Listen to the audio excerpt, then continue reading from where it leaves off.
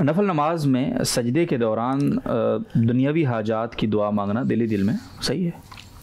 دیکھیں نماز میں ایسی بات جو کلام الناس کے مشابہ ہو، جی، چاہے وہ عربی میں ہو، چاہے اردو میں ہو، انگلش میں ہو، یہ جائز نہیں ہے. ٹھیک ہے.